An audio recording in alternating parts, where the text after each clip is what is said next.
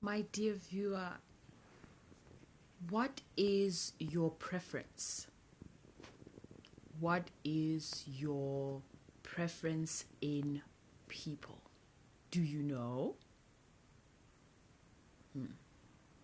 I'm going to teach you something. What is your sexual preference? Is the normative way of understanding that sentence. But human beings are sexual, emotional, mental. There are many things. So I'm going to introduce you to emotional preference in people and personhood. What is your preference? What is your emotional preference in people? That is the question that I am asking. And how do you answer this? And so I shall teach you. We will use a method of getting to the end and reverse engineering the answer. So, at the end is your life, as it is right now. No matter who is in your life, you speak them plainly as they are, emotionally to you, how you feel them. So you will say, you will speak about how these people around you, specifically where they are around you, where you meet them, and how they feel. So you will say, I live with a landlord who is never happy with me. I live near a neighbor who is never happy with me. They never smile at me. I have seen that this person smiles at other people, but instantly when they look at me, they do not smile. I am in a relationship with someone who does not smile at me. I have made a business deal with someone who does not smile at me, is never happy near me. What does this mean about me? I feel uneasy around fill in the blank. Who is this person that you feel uneasy around? When you feel them and you imagine what they're thinking about you, what do you imagine? So you will say, I saw so and so today. They were very happy to see me. I engage with someone who is happy with me. Full stop. But somewhere along the line, somewhere in the day, you met somebody or you saw somebody who had their back turned to you, who left you while you were walking to talk to somebody else, who didn't make an effort with you. So, the sentence is, I was walking with somebody who left me for somebody else. They made me wait. They made me wait, but not the other person wait. So, I felt hurt and neglected. The sentence is then, I am befriended or I am making friends with someone who neglects me and leaves me for other people.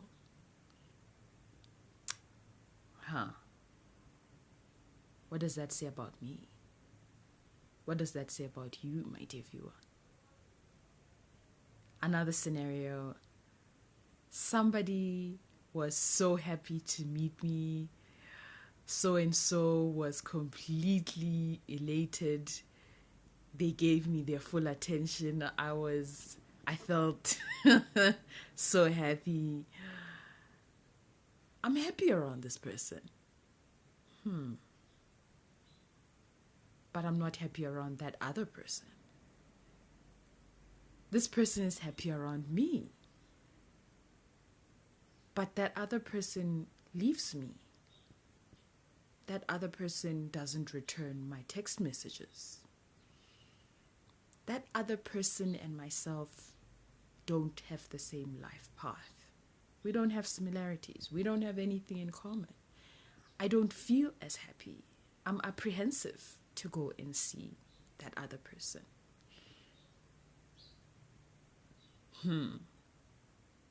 What is this relationship? Another scenario. There are people in my life who I have worked hard to earn their trust. And they still don't welcome me into their lives, into their homes, into their offices. They don't offer me things.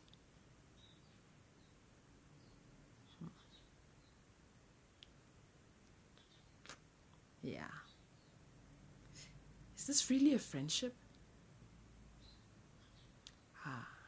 Do I really need to earn somebody? Did they earn me? Did they earn my trust? Did they work hard to earn my trust? Or was it me showing up? I am in a relationship with somebody where I have shown up and I show up and they don't show up.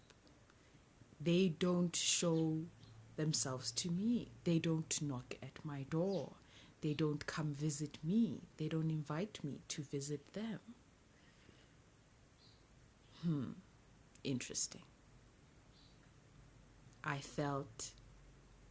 feel, you fill in the sentence. Apprehensive about this person. I'm not always happy to see this person. I feel like I could move away from this person. I might be lonely because I don't have friends, but this person is, fill in the blanks, dear viewer. How do you feel? So, I asked you the question again. What is your brackets emotional preference in people? And your answer might be, I have dated people who I gave my time to and who did not give me the time of day. I have dated people who were sleeping with other people while we were in the talking phase.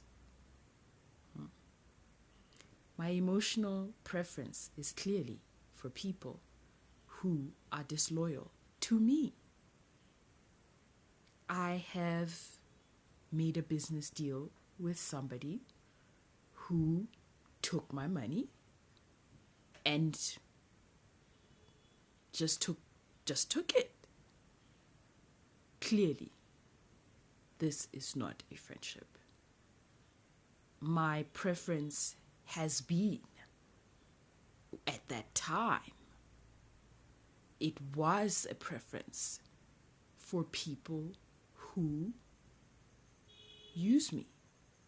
I have an emotional preference for people who use me. I wish to be useful to people. And somebody who needed me to be useful to them showed up. But I did not request loyalty, and they did not give it. I have an emotional preference, a sexual preference, for people who are disloyal, neglectful of me. I befriend people and show up to people's lives who don't really welcome me completely. I stay with people who make me feel some type of way, and not good way. The sentence becomes an emotional sexual preference, friendship preference for people who don't like me and who make me feel negatively. I feel anxious to see them. I'm not anxious and happy to see them. I am nervous and unhappy when I think about them. These are things that we learned in our childhood when we were with people in school, with people who abused us and we could not leave because the parents would not remove us. For those of you or us who have been emotionally harmed by parents or anyway harmed by parents, we have learned that it is normal to stay with people who make you feel negatively. My advice to you is to recognize all the spaces and people that you feel negative around, and you learn, number 2, what it feels like to feel positively around somebody. And make sure that that one relationship where you feel positive, where the person makes you feel positive, thinking about them makes you feel positive, you're just so happy. Make sure to replicate that relationship with everyone in your life. And you remove everybody who does not reflect that one single core relationship. Even if you're not still talking to that person, the elation and the happiness is what must you feel with anybody in your life. Everybody who doesn't reflect that, you cut them out. You get rid of them. They were never your friend to begin with. Stay away from them. This is the one lesson your parents didn't teach you, but I am that friend that will teach you. For we are each other's hope. Maya Angelou said, you don't know how you will impact somebody's life, how you will change somebody's life. You don't know. So do it anyway. And I'm doing this today. This is the biggest lesson of my life. The happiness that you feel when you're watching a comedy or when somebody compliments you, that is the happiness you must feel with the people in your life. This is how you measure all of them. If you don't feel happy in that way, it's already the wrong relationship. Even if it's your parents, it's already the wrong relationship. You must feel elated in the presence of the people in your life. You cannot have a dimmed down relationship with anybody. You can recognize of yourself that you have accepted that. And you will say, of me, yourself, you will repeat with me, I did not know before, but I settled for people who didn't smile at me, who didn't trust me, who needed my trust to be earned, their trust to be earned, that is. But they did not earn my trust. They did not do the work to earn my loyalty. I gave it freely. The answer is not to stop giving it freely. The answer is to learn how to prune. Cut. When you give your loyalty freely, your kindness freely, and another doesn't, that's already more than enough. Cut them out. You have a preference for people who are mean to you. And the sentence then becomes, I am unlearning my emotional preference to people who are mean to me and unkind to me and disloyal to me. I am learning to prefer people who prefer me. I, as an affirmation for the future, prefer people who make me feel happy and who prefer me and who smile when they see me and who wave when they see me and who give me presents and good feeling vibes, who think well of me. This is today's lesson. Unlearning the emotional preference for people who are mean and unkind to you, and learning how to attach, how to see people who like you, who really, really like you. So the last part is, in your life, do you have people who know you authentically, who know all of your secrets, quote unquote, and whom you know all of their secrets, quote unquote, and you accept each other? You have similar secrets. The reason I say this is because if I know your secret and you know mine, then we are in a group together where there is no more secrets. We are not living in secrecy. And my deep and darkness is no longer deep and darkness. It is something that you know because you know me. It is only a secret when you are around people who don't accept you. Be around the people who accept your deepest, darkest self, people you are comfortable around. Show them who you are, and when they show you who they are, you make the decision. Cut them out, or you stay. Remember, staying is both of you. Do they stay when you're at your worst? Not only do you stay when they're at their worst. Do you accept each other, and do you work on your relationship equally?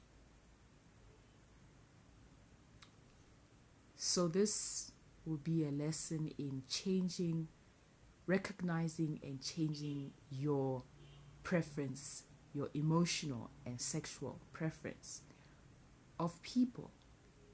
That is your type.